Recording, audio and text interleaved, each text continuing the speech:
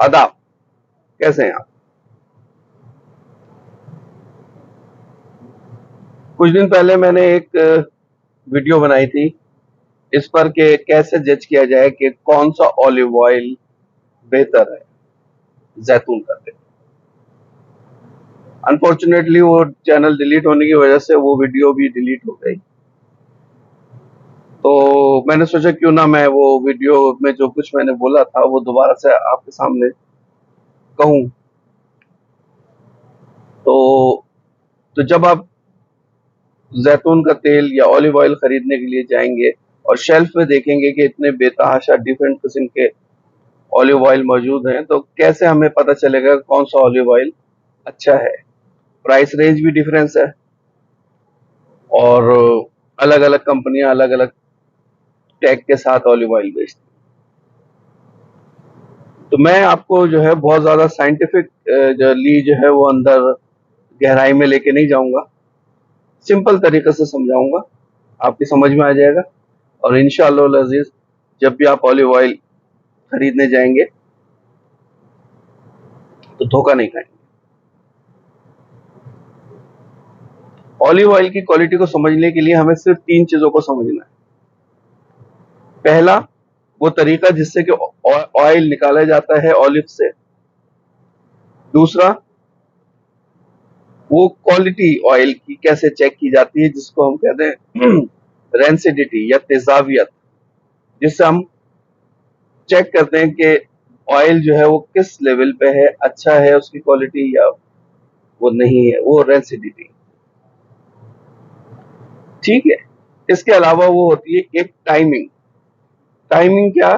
कि फल जो तोड़ा गया है दरख्त में से और उसके बाद कितनी देर बाद उसमें से ऑयल निकाला गया। ठीक है जी।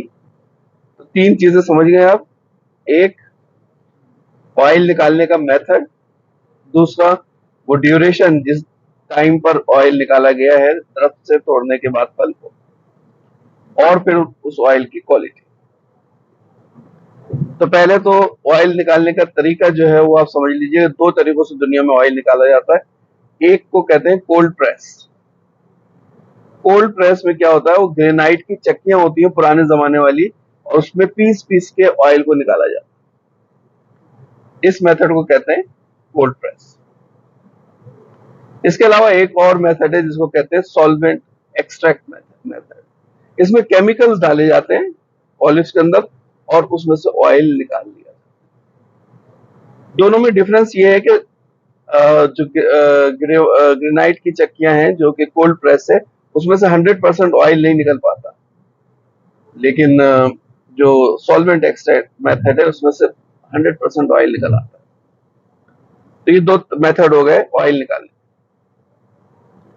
अब आते हैं हम टाइम पीरियड पे कि क्या टाइम पीरियड। अगर दरख्त से फल तोड़ने के 24 घंटे के अंदर हम ऑयल उसका निकाल लें ऑलिव्स का कोल्ड प्रेस के थ्रू, तो उसको कहते हैं extra virgin olive oil. Extra virgin olive oil कब कहलाया जाता है? जब दरख्त से फल तोड़ने के 24 घंटे के अंदर अंदर कोल्ड प्रेस के जरिए ऑयल निकाल लिया जाए फल में से, और उसकी जो तेजाबियत या रेंसिडिटी होती है वो 2 से ज्यादा नहीं होती, 1 या 2 के दरमियान में। इसका मतलब ऑयल फ्रेश है और अपनी भरपूर सलाहियतें कुव्वतें जो है वो गजाइयत रखता है। अब जब 24 घंटे के बाद से लेके 1 हफ्ते तक के दरमियान में अगर ऑलिव में से कोल्ड प्रेस के थ्रू ही निकाला जाए ऑयल, तो उसको कहते हैं वर्जिन ऑलिव ऑयल। पहला वाला था एक्स्ट्रा वर्जिन, दूसरे वो है वर्जिन। पहला वाला 24 घंटे के अंदर ऑयल निकला वो एक्स्ट्रा वर्जिन है, 1 हफ्ते के अंदर जो निकलेगा वो वर्जिन ऑलिव। फिर दूसरे हफ्ते से लेके 1 महीने के अंदर तक अगर फल में से जो ऑयल निकाला जाता है उसको ऑलिव ऑयल कहते हैं। इन सब में आप याद रखें तेजाबियत जो है रेंसिडिटी 1 और 2 के दरमियान में ही रहती है, एक्स्ट्रा वर्जिन, वर्जिन और ऑलिव ऑयल। अच्छा जी। अब इसके बाद आ जाता है ये तीनों में जो है वो आप जो मेथड है वो कोल्ड प्रेस ही यूज किया जाता है। चौथे नंबर का जो ऑयल जो उसका क्वालिटी होती है उसमें हम यूज करते हैं सॉल्वेंट एक्सट्रैक्ट, मतलब केमिकल्स डालते हैं। तो केमिकल्स डालते हैं और केमिकल डालने के बाद उसमें से ऑयल निकालते हैं, उसको कहते हैं पोमेस, पोमेस ऑयल। सो पोमेस ऑयल क्या है, वो सॉल्वेंट एक्सट्रैक्ट के थ्रू जो है वो ऑयल निकाला गया है और उन ऑयल्स से निकाला गया है जो कोल्ड प्रेस से ऑयल हम निकाल लेंगे और जो बचा हुआ उसका मील होता है या जिसे बाय प्रोडक्ट कहते हैं उसमें से निकाला जाता है वो पोमेस। क्वालिटी में वो इतना अच्छा नहीं होता, प्राइस में नीचे होता है, रेंसिडिटी जो होती है वो 2 से और 10 के दरमियान में होती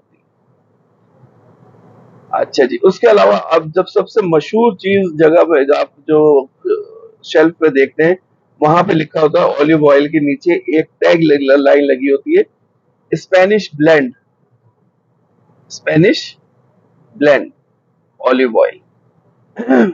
इसमें क्या होता है, ये प्राइस में बहुत नीचे होता है।